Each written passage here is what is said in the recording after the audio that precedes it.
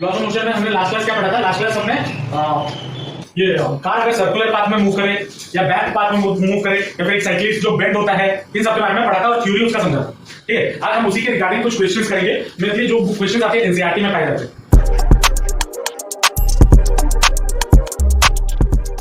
ठीक है, NCERT CBSE में, सीबीएसई का एनसीईआरटी में जो क्वेश्चन पाए जाते हैं वो बहुत अच्छे क्वेश्चन होते हैं, उसको हम सॉल्व करेंगे।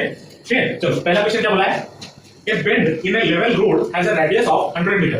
Find the maximum speed which a car turning this bend may have without skidding. मतलब क्वेश्चन क्या बोल दिया है? जो रास्ता है उसका और लेवल रोड है। लेवल रोड मतलब कौन सा रोड? प्लेन वाला रोड। ठीक है, प्लेन वाला रोड, और जो उसका रेडियस होगा वो कितना है? 100 मीटर। मतलब रेडियस ऑफ किसका? मैं किसका बात कर रहा हूं? अगर ये रोड है, मान लो अगर ये हमारा रोड है और इसका सेंटर कहीं यहाँ पे है, तो ये जो रेडियस है वो है आपका 100। ठीक है, चलो रेडियस आपका 100 जो है, तो आर आपका कितना हो जाएगा? R is equal to 100 metre. Find the maximum speed. Maximum speed पूछा है, मतलब वी मैक्स ये पूछा है which a car turning this bend may have without skidding। without skidding मतलब ये वाला कंडीशन, वी मैक्स वाला कंडीशन याद है? लास्ट क्लास में डिराइव किया हुआ था, उसका क्या फॉर्मूला था? V max is equal to root over of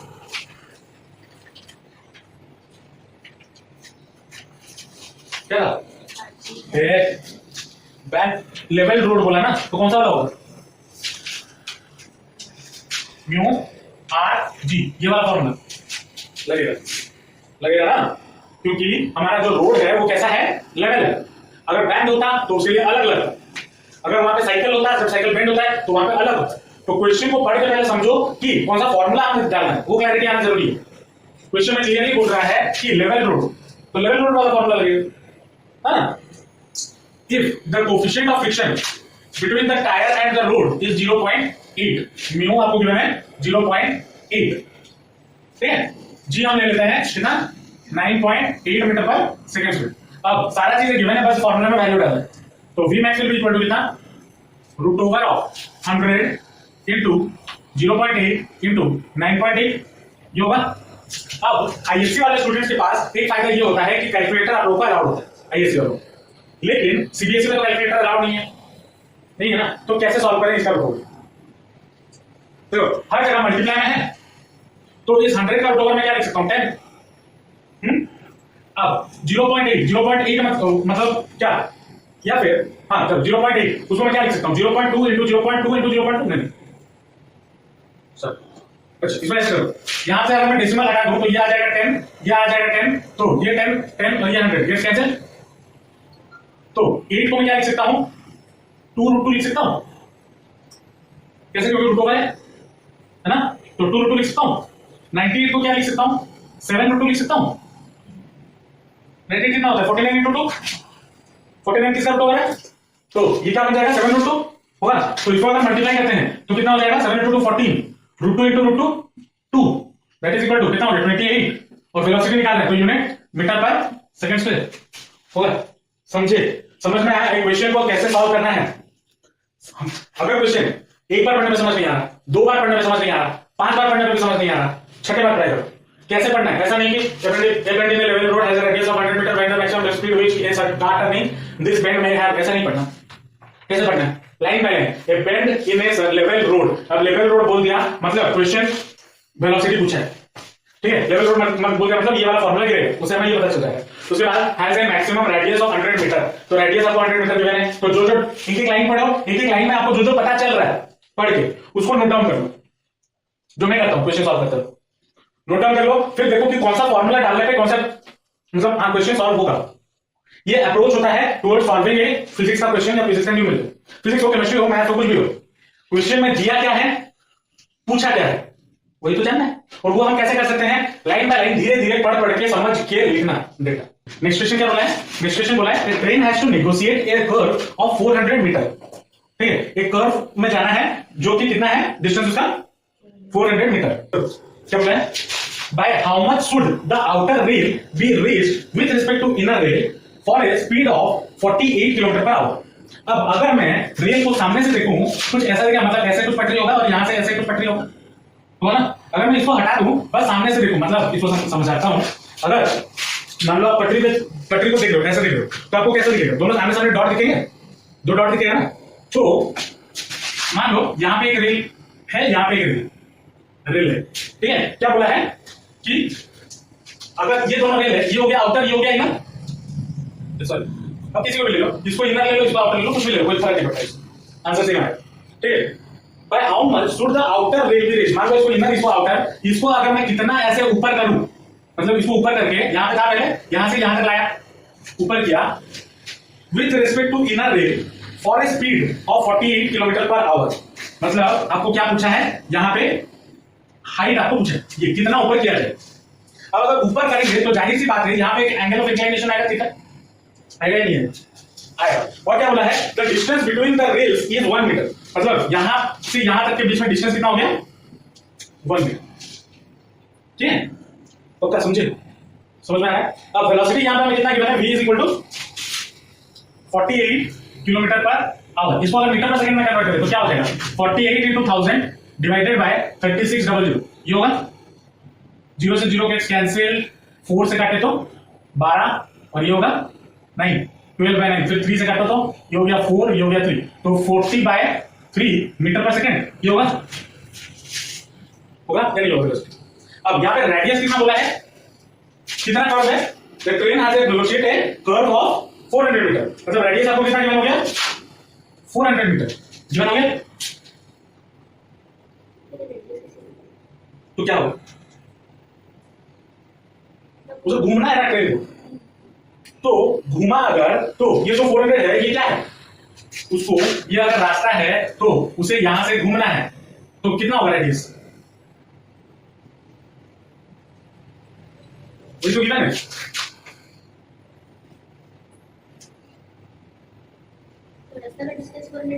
नहीं, आर आपका कितना है, 400 मीटर रेडियस। उसके बाद क्या पूछा है, और क्या गिवन है, और कुछ गिवन है? मान लो इनके बीच में इसको हम बोल देते हैं एल, ठीक है। तो एल आपको कितना गिवन है, 1 मीटर गिवन है ना।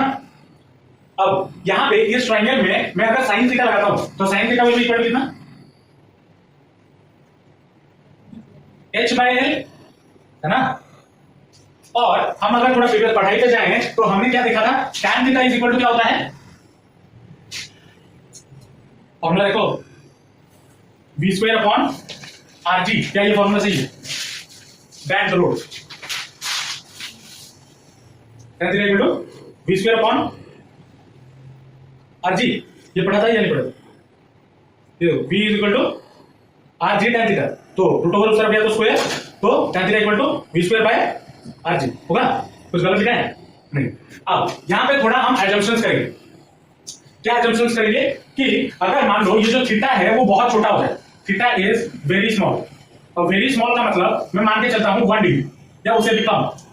अगर 1 डिग्री होगा तो वो ट्रायंगल कैसा बनेगा, लगभग कुछ ऐसा। फिर भी मैंने कुछ ज्यादा ही बना दिया, ये 1 डिग्री नहीं होगा, उससे ज्यादा होगा, लेकिन आप लोगों को दिखाने के लिए मैंने 1 डिग्री दिया। क्लियर?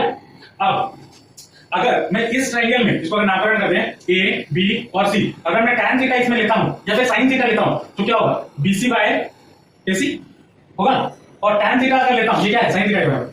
और अगर tan थीटा निकालता हूं तो tan theta will be equal to कितना, BC/AB, BC/AB। लेकिन आज बिकॉज़ यहां पे एंगल बहुत छोटा है तो आपको पता चल पा रहा होगा कि AC और AB में ज्यादा कुछ डिफरेंस नहीं है। तो अप्रोक्सीमेटली हम क्या बोल सकते हैं, AB जो है अप्रोक्सीमेटली इक्वल टू AC है, देख सकते हैं। तो वैसे ही यहां पे अगर मैं थीटा, इस वाले क्वेश्चन में थीटा को अगर सेम ले लेता हूं, मतलब बहुत छोटा ले लेता हूं, वेरी स्मॉल, तो क्या मैं sin theta equal to tan theta बोल सकता हूं? बोल सकता हूं या नहीं बोल सकता? बोल सकता हूं। चलो अब इन दोनों को अगर इक्वेट कर दें तो h/l इज इक्वल टू क्या हो जाएगा, v²/rg। तो h will be equal to v²/rg into l, ये होगा। That will be equal to v का स्क्वायर मतलब 1600 by 3 whole by 9 whole divided by r कितना है, 400 इनटू मान लो 9.8 ले या 10 ले, ठीक है। तो और इनटू l हमारा कितना है, 1 मीटर, तो 1 मीटर मल्टीप्लाई करो वो सेम आएगा। तो h will be about this much, which is equal to 1600 by 9 into 1 by 4000 ये होगा दो जीरो गेट्स कैंसिल, 4 से काटें तो 10 और ये होगा 4, तो 4/9 विल बी अप्रोक्सीमेटली कितना 0.45 divided by 10 which will be equal to 0.045 होगा 0.045 मीटर। तो हाइट हमारा कितना ऊंचा करना होगा 0.045 to maintain a speed of 48 kilometre per hour. मतलब कितना कम ऊंचा करना पड़ रहा है देखो।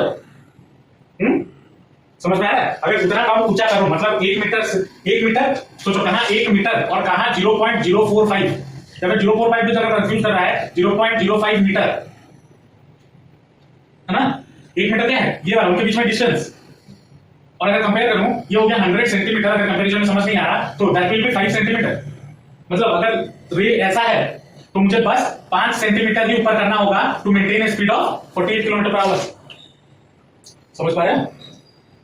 है बहुत छोटा बहुत बारीक चीज, लेकिन ये सब जो रेलवे इंजीनियर ये ट्रैक वगैरह बिछाते हैं ना उनके मुंह जवानी होता है। आजकल तो कंप्यूटर आ गया है, लेकिन उससे पहले जब रेल बिछा था, India is one of the biggest rail या रेलवे सर्विस इंडिया में। तो जब उस टाइम पे किया जाता तो बेसिक कैलकुलेशन यही होती कि कहां पे, क्योंकि हर जगह प्लेन रास्ता नहीं है ना, कहीं पे खाई है कहीं पे ऊपर है, तो रेल बिछाते समय ये सब कैलकुलेशन भी किए जाते हैं। ठीक है, और बहुत ही माइन्यूट कैलकुलेशन होते हैं। आप खुद ही देख पा रहे हो अगर 100 सेंटीमीटर का उनके बीच में डिस्टेंस है तो आपको बस कितना 5 सेंटीमीटर उठाना पड़ेगा। सोच रहे हो कितना बारीक काम है। आ रहा है समझ में? देखो चलो नेक्स्ट क्वेश्चन पे आते हैं। नेक्स्ट क्वेश्चन क्या बोला है, a cyclist speeding at 18 kilometre per hour on a level road takes a sharp circular turn of radius 3 metre.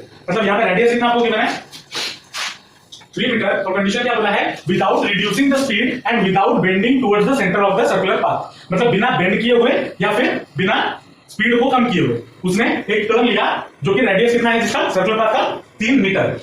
The coefficient of static friction मतलब म्यू यहां पे गिवन है आपको 0.1 will the cyclist slip while taking the turn. पूछा है कि क्या cyclist slip करेगा या नहीं करेगा।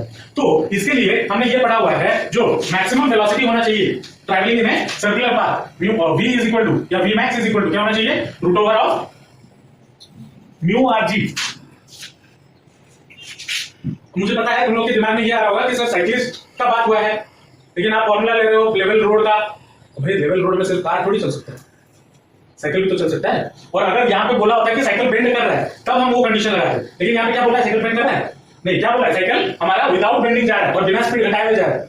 तो मुझे एक सेफ वेलोसिटी पता होना चाहिए कि वो कितने पे होना सेफ है उसके लिए ताकि वो स्पीड ना करे। तो उसके लिए कौन सा फॉर्मूला ये वाला, तो that will be equal to root over of 0.1 into r कितना है 3 इनटू g कितना है 9.8। ये है। इसको अगर आप सॉल्व करते हो तो आपको लगभग मिलेगा 1.7 मीटर पर सेकंड। कितना मिलेगा इसको अगर सॉल्व करते हैं।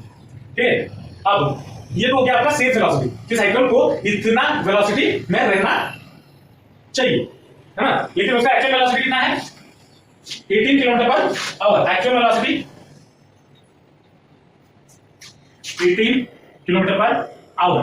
तो that will be equal to कितना metre per second 18 into 1000 divided by 3600 20 gets cancel 18 से कटा तो 2 से कटा तो 5 तो 5 मीटर पर सेकंड।